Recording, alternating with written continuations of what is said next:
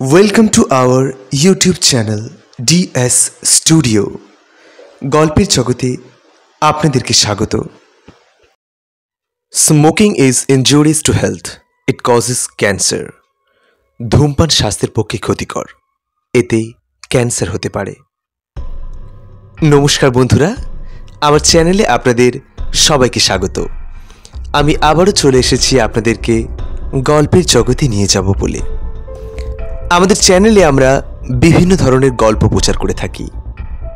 ভূতের গল্পে অনেক সময় ব্ল্যাক ম্যাজিক, দেবদেবী, ঝাড়ফুঁক, তন্ত্রমন্ত্র ইত্যাদির উল্লেখ থাকে। গল্পের লেখক রোমাঞ্চকর আবহাওয়া বা প্লট তৈরির খাতিরে এগুলি ব্যবহার করে থাকেন, কোনো রকম কুসংস্কার বা অযৌক্তিক ভীতিকে প্রশ্রয় দেওয়ার জন্য নয়। আমরা আশা করব আমাদের শ্রোতারাও সমস্ত রকম কুসংস্কার মুক্ত হয়ে খোলা মনে গল্প শোনার আনন্দে এই গল্পগুলি গ্রহণ করবেন। আমাদের আজকের নিবেদন একটি ভৌতিক গল্প। আশা করছি গল্পটি আপনাদের সকলেরই ভালো লাগবে। গল্পটি ভালো লাগলে অবশ্যই একটি লাইক দেবেন এবং আমাদের গল্পের আপডেট সবার আগে পেতে চ্যানেলটিকে সাবস্ক্রাইব করে পাশে থাকা বেল নোটিফিকেশন অল করে দেবেন। শুরু হচ্ছে আজকের ভৌতিক গল্প, বিভূতিভূষণ বন্দ্যোপাধ্যায়ের মায়া।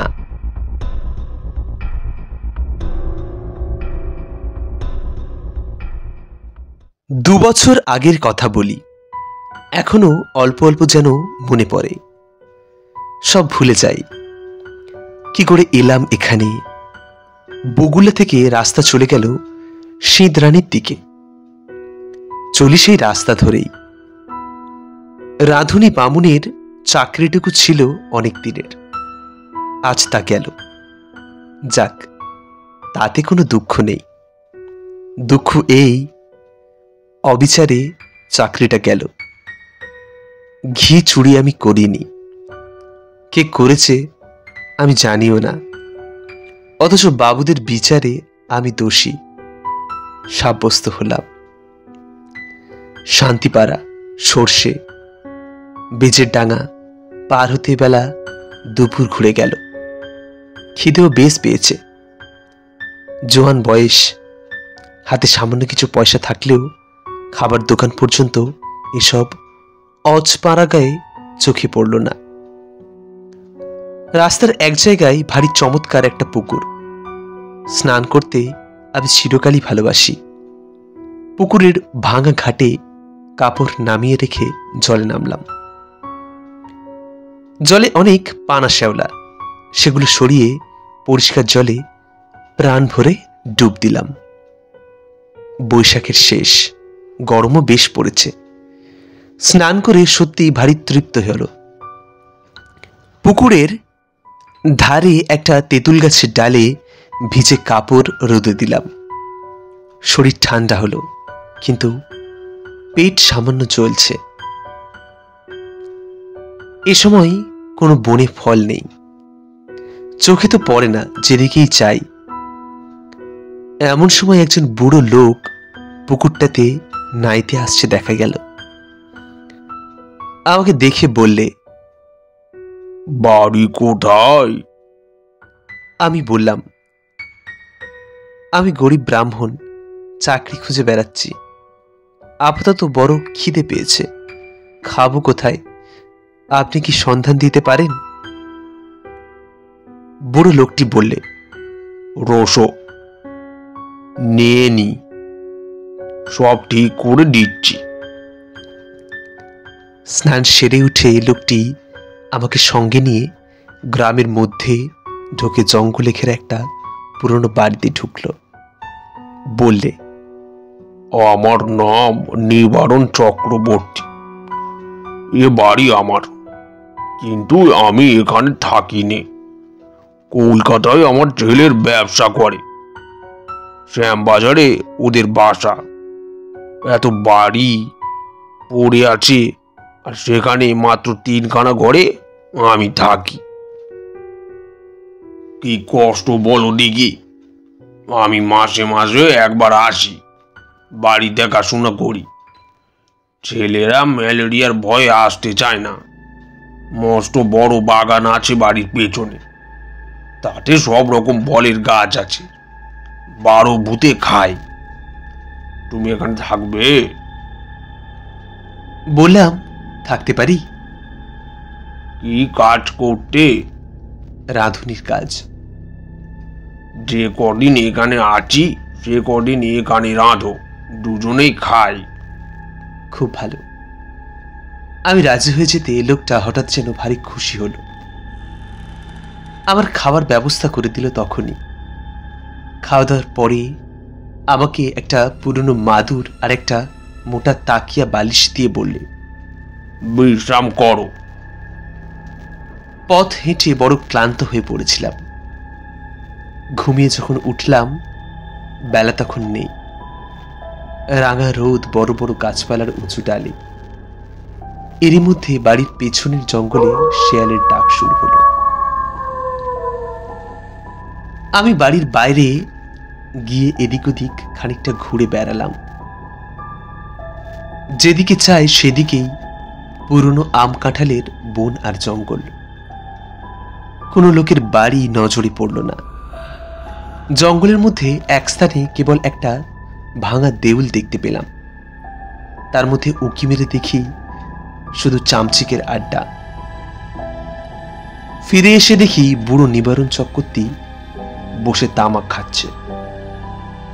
আমি বললে, চা করতে জানো? একটু চা করো, চিড়ে ভাজো, তেল নুন মেখে কাঁচা লঙ্কা দিয়ে খাওয়া যাবে। সন্ধ্যার পর বললে, ভাত চড়িয়ে দাও, সরু আটো আছে, গাওয়া ঘি আছে, আলু ভাতে ভাত, ব্যাস। যে আগে তোমার জন্যে ঝিঙের একটা তরকারি করে নিও। ঝিঙে আছে রান্নাঘরের পেছনে, আলু হাতে নিয়ে তুলে আনো এই বেলা। আর একটা কথা, রান্নাঘরে সর্বদা আলো জ্বেলে রাখবে। তা তো রাখতেই হবে, অন্ধকারে কি রান্না করা যায়? ও হ্যাঁ, তাই বলছি। মস্ত বড় বাড়ি, ওপরে নিচে বোধ হয় 14-15 খানা ঘর। এছাড়া টানা বারান্দা, 2-4 খানা ছাড়া অন্য সব ঘরে তালা দেওয়া। রান্নাঘরের সামনে মস্ত বড় লম্বা রোয়াক। রোয়াকের ওমুরই 4-5টা নারকেল গাছ আর একটা বাতাবি লেবুর গাছ। ঝিঙে তুলতে হলো এই লম্বা রোয়াকের মুড়োয় গিয়ে আমি উঠোনে নামতে হবে। তখনও সম্পূর্ণ অন্ধকার হয়নি। আলোর দরকার নেই ভেবে আমি এমনি শুধু হাতেই ঝিঙে তুলতে গেলাম। বাবা, কি আগাছার জঙ্গল রান্নাঘরের পেছনে! বুনো ঝিঙে গাছ, যাকে এঁটো গাছ বলে, অর্থাৎ এমনি বীজ পড়ে যে গাছ হয় তাই। অনেক ঝিঙে ফলেছে দেখে বেছে বেছে কচি ঝিঙে তুলতে লাগলাম। হঠাৎ আমার চোখে পড়ল একটা বউ মতো কে মেয়ে ছেলে আমার সামনাসামনি হাত 10 দূরে ঝোপের মধ্যে নিচু হয়ে আধ ঘোমটা দিয়ে আমারই মতো ঝিঙে তুলছে। দুবার আমি চেয়ে চেয়ে দেখলাম, তারপর পেছন ফিরে 7-8টা কচি ঝিঙে তুলে নিয়ে চলে আসবার সময় আরেকবার চেয়ে দেখলাম। দেখি বউটি তখনই ঝিঙে তুলছে। নিবারণ চক্রবর্তী বললে, ঝিঙে পেলে? আগে হ্যাঁ, অনেক ঝিঙে হয়ে আছে। আরেকজন কে তুলছিল? নিবারণ বিস্ময় সুরে বললে, কোথায়? ওই রান্নাঘরের পেছনে, বেশি জঙ্গলের দিকে। পুরুষ মানুষ? না, একটি বউ। নিবারণ চক্রবর্তীর মুখ কেমন হয়ে গেল। বললে, কোথায় বউ? চল দেখি দেখি। আমি ওকে সঙ্গে করে রান্নাঘরের পেছনে গিয়ে দেখতে দেখি কিছুই না। নিবারণ বলে, ওই বউ? ওই তো ও ওখানে ছিল, ওই ওই ওই ঝোপটার কাছে। যত সব, চলো চলো, দিন দুপুরে বউ দেখলে অমনি। আমি একটু আশ্চর্য হলাম। যদি একজন পাড়াগাঁয়ের বৌঝি দুটো জঙ্গলি ঝিঙে তুলতে এসেই থাকে, তবে তাতে খাপ্পা হবার কি আছে ভেবে পাইনি। তাছাড়া আজ না হয় উনি এখানে আছেন, কাল যখন কলকাতায় চলে যাবেন তখন বুনো ঝিঙে কি কে চৌকি দেবে শুনি? রাত্রে খাওয়া দাওয়ার পর চক্রবর্তী বুড়ো আবার সেই ঝিঙে চুরির কথা তুললে, বললে, আলো নিয়ে যাওনি কেন ঝিঙে তুলতে? আমি তো তোমায় আলো হাতে নিয়ে যেতে বলেছিলাম, মনে আছে? কেন তা যাওনি? আমি বুঝলাম না কি তাতে দোষ হলো। বুড়োটা খিটখিটে ধরনের। বিনা আলোতে যখন সব আমি স্পষ্ট দেখতে পাচ্ছি, এমনকি ঝিঙে চুরি করা বউ পর্যন্ত, তখন আলো না নিয়ে গিয়ে দোষ করেছি কি? বুড়ো বললে, না না, সন্ধ্যার পর সর্বদা আলো কাছে রাখবে। কেন? তাই বলছি। তোর বয়স কত? 37-38 হবে। অনেক কম বয়স আমার চেয়ে। আমার এই 63। যা বলি কান পেতে শুনো। আগে নিশ্চয়ই। রাত্রে শুয়ে আছি। ওপরের ঘরে কিসের যেন ঘটঘট শব্দ শুনে ঘুম ভেঙে গেল। জিনিসপত্র টানাটানির শব্দ। কে বা কারা যেন বাক্স বিছানা এখান থেকে ওখানে সরাচ্ছে, ভারী জিনিস সরাচ্ছে। বুড়োকাল সকালে চলে যাবে কলকাতায়, তাই বোধহয় জিনিসপত্র গোছাচ্ছে। কিন্তু এত রাত্রিরে? বাবা, কি ব্যতিগ্রস্ত মানুষ।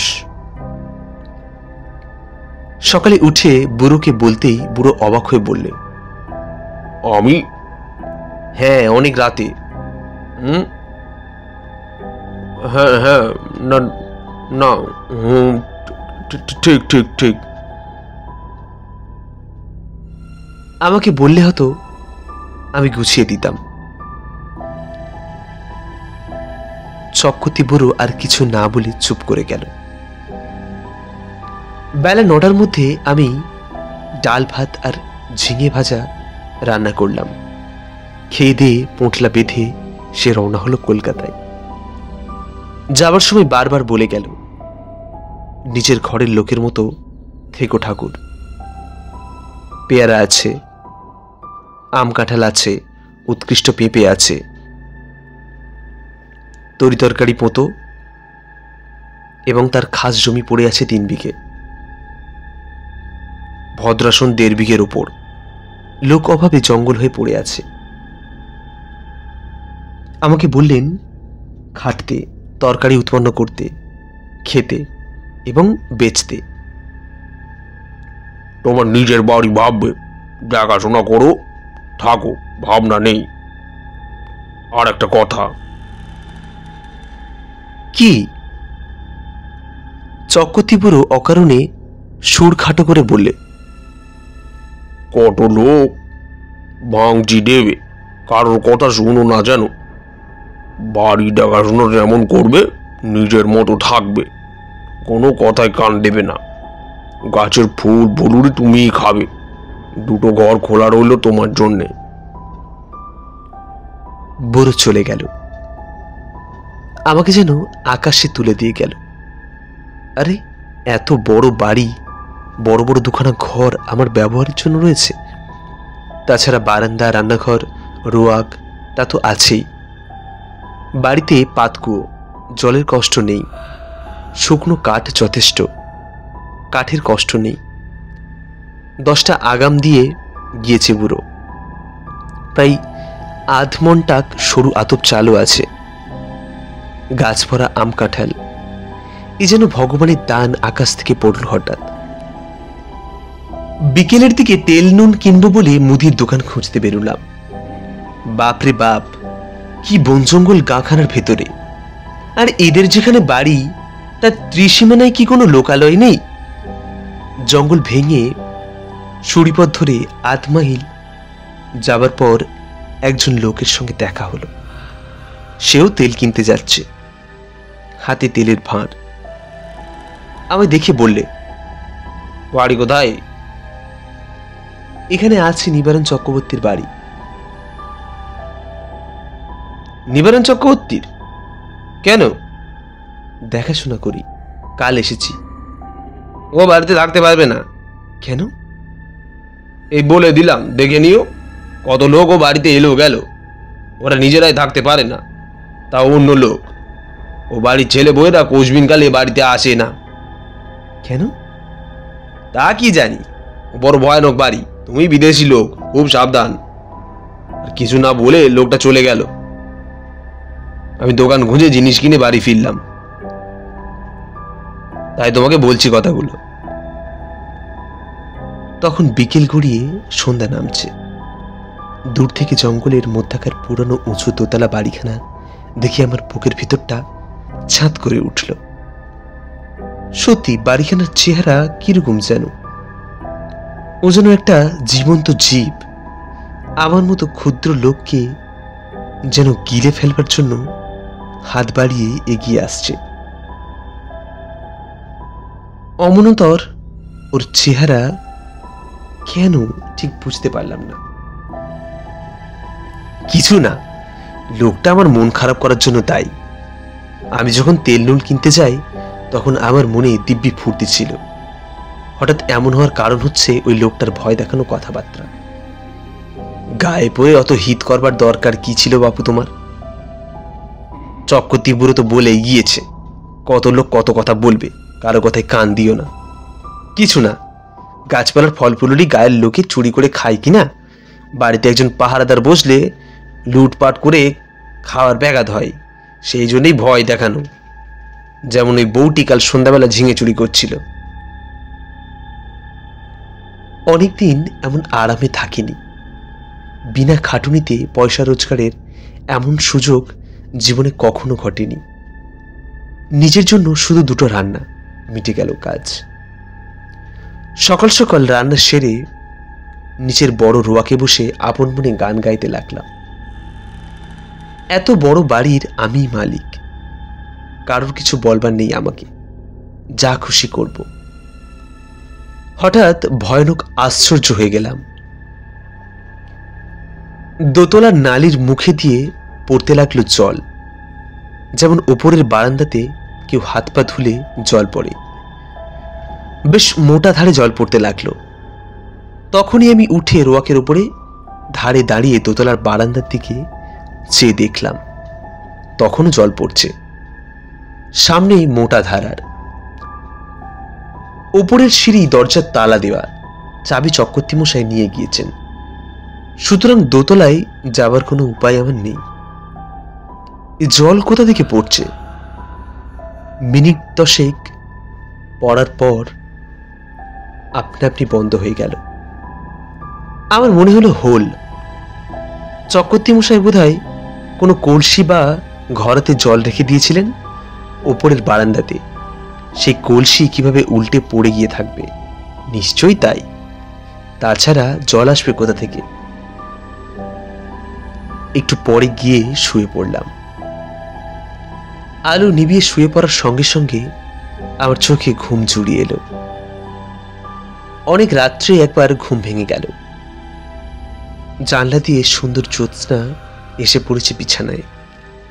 কি একটা ফুলের গন্ধ আসছে, বেশ সুবাস ফুলের। কি ফুল? ঘুমের ঘরেই ভাবছি, কোনো সুগন্ধওয়ালা ফুল তো বাড়ির কাছাকাছি দেখিনি। তারাক করে লাফিয়ে উঠলাম। ও কি, জানলার সামনে দিয়ে একটি বউ চলে গেল রোয়াকের বেয়ে। হ্যাঁ, স্পষ্ট দেখেছি, ভুল হবার নয়। আমি তখনই দরজা খুলে রোয়াকে গিয়ে দাঁড়ালাম। রোয়াকে দাঁড়াতে দুটো জিনিস আমার কাছে স্পষ্ট হলো। প্রথম, সেই ফুলের সুবাসটা রোয়াকে অনেকখানি ঘন। ওই বউটি যেন ওই সুবাস ছড়িয়ে দিয়ে গেল এই কতক্ষণ না। কোনো ফুলের সুবাস নেই, এ কিসের সুবাস তা আমার মাথায় আসছে না। কেমন এরকম যেন লাগছে, এরকম নেশার মতো। কেন আমি বাইরে এসেছি, ও কে?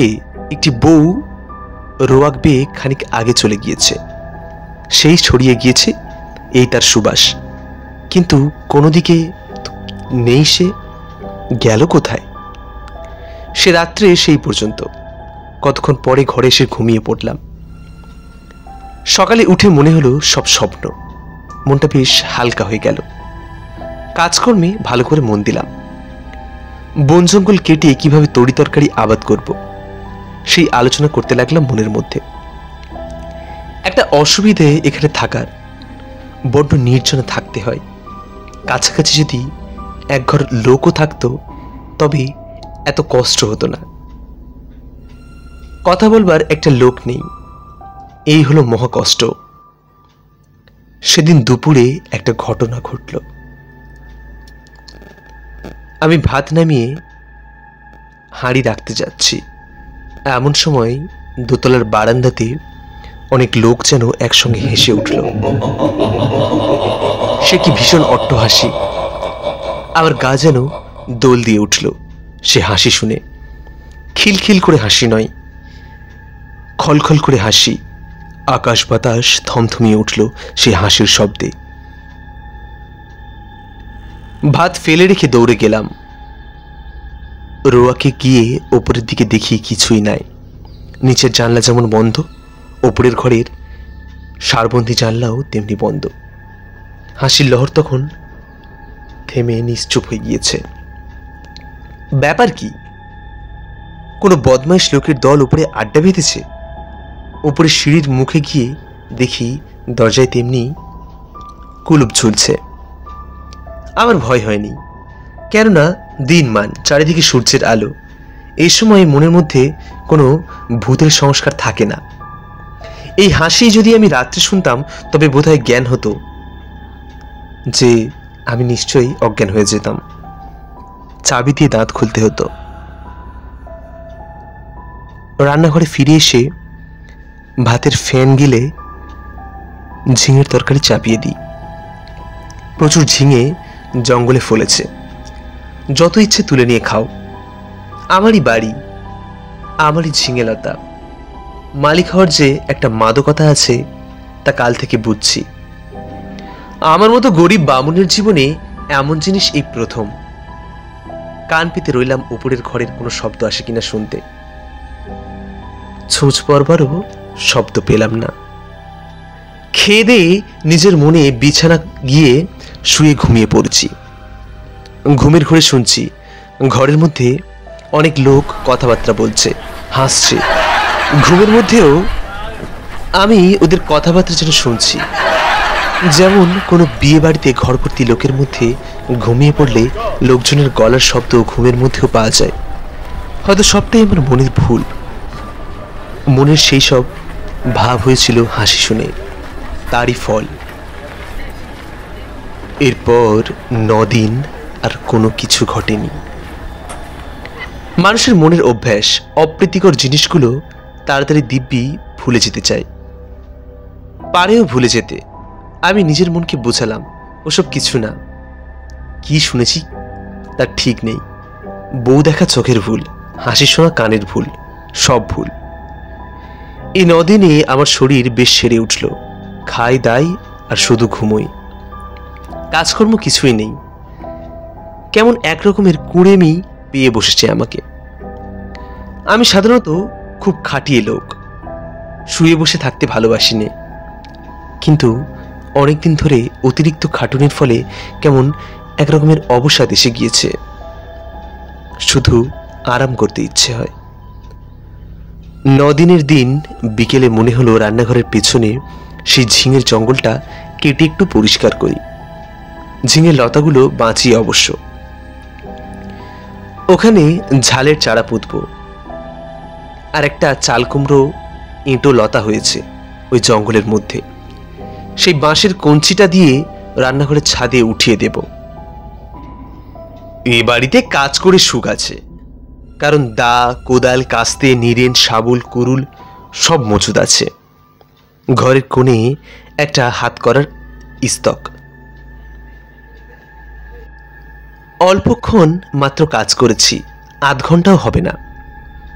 হঠাৎ দেখি সেই বউটি ঝিঙে তুলতে এসেছে, নিচু হয়ে ঝোপের মধ্যে ঝিঙে তুলছে। সঙ্গে সঙ্গে দোতলার ঘরগুলোর মধ্যে এক মহাকালরব উপস্থিত হলো। অনেকগুলো লোক, আন্দাজ জন 50 একসঙ্গে যেন হৈ হৈ করে উঠল। সব দরজা জানলা যেন একটা ঝড়ের দাপট লেগে গেল, একসঙ্গে খুলে গেল।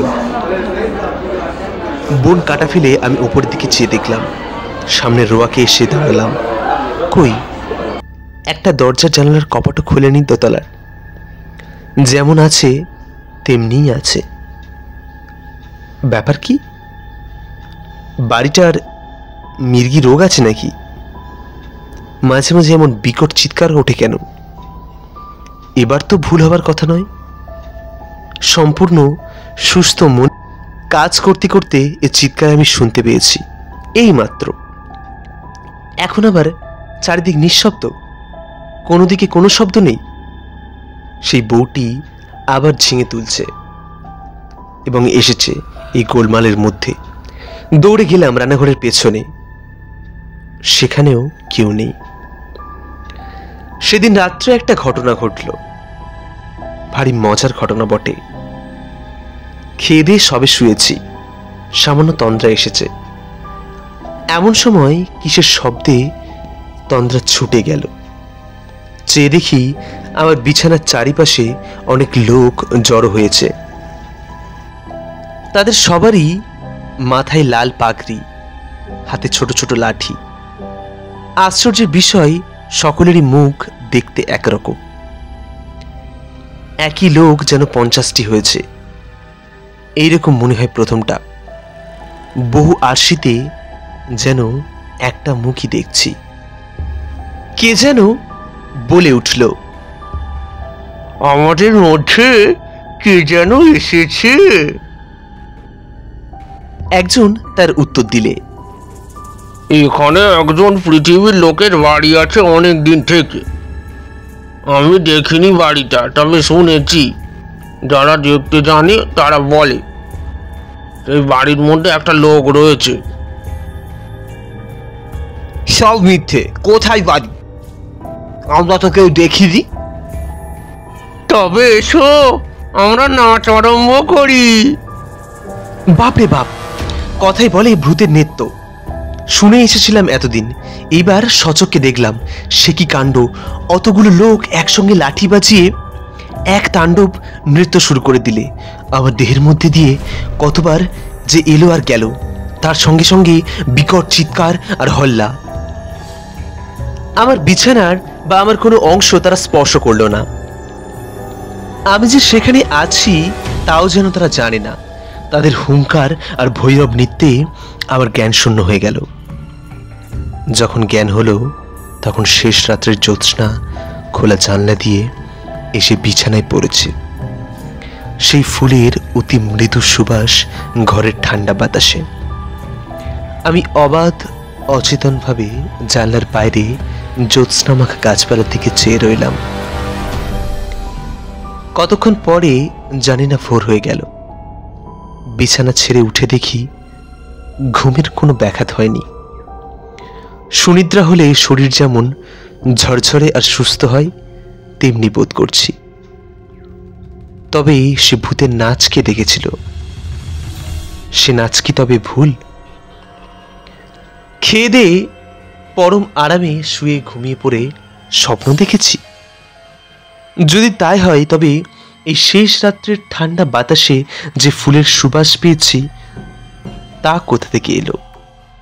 সেই বউটি যখন চলাফেরা করে তখনই অমন সুবাস ছড়ায় বাতাসে। সুবাসটা ভুল হতে পারে না।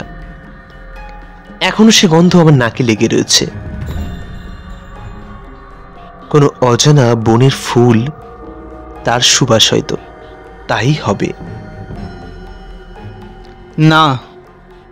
শুনছো কিছু? না। তুমি দেখছি সাধু লোক, টুকটাক জানো নাকি ভূতের মন্তর? তেল দাও, চলে যাই। ওসব বাজে কথা।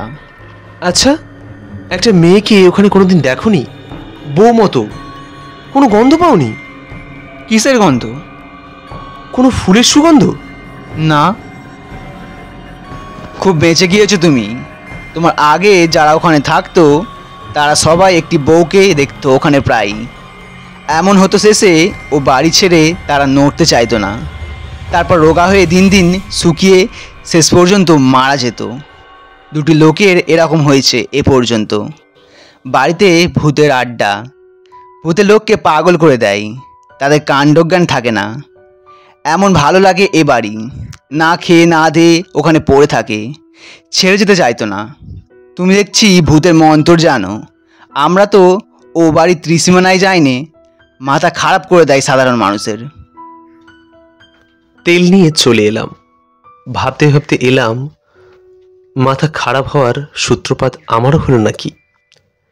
বাড়ির সীমানায় পা দিতে না দিতেই আমারও মনে হলো, না, সব ভুল। পরম সুখে আছি, এ ছেড়ে কোথায় যাব? বেশ আছি, খাসা আছি, তফা খাসা আছি। সেই থেকে আজ 2 বছর পড়ে আছি এ বাড়িতে। চক্রবর্তী মশাই মাইনে টাইনে কিছুই দেয় না, তাতে আমার কিছু যায় আসে না। বাড়ি দেখাশোনা করি, বেগুন কলা বেচি, দিনরাত ওদের নৃত্য দেখি, ওদের মধ্যেই বাস করি। এক পা যায়নি বাড়ি ছেড়ে। বন্ধুরা, আজকের মতো গল্পটি এখানেই শেষ হচ্ছে। গল্পটি আপনাদের কেমন লাগলো কমেন্ট করে জানাতে একেবারেই ভুলবেন না। ভালো লাগলে অবশ্যই একটি লাইক দেবেন এবং চ্যানেলে নতুন হয়ে থাকলে চ্যানেলটিকে সাবস্ক্রাইব করে আমাদের পাশে থাকবেন। আজকের মতো এখানেই, দেখা হচ্ছে পরের গল্পে। নমস্কার।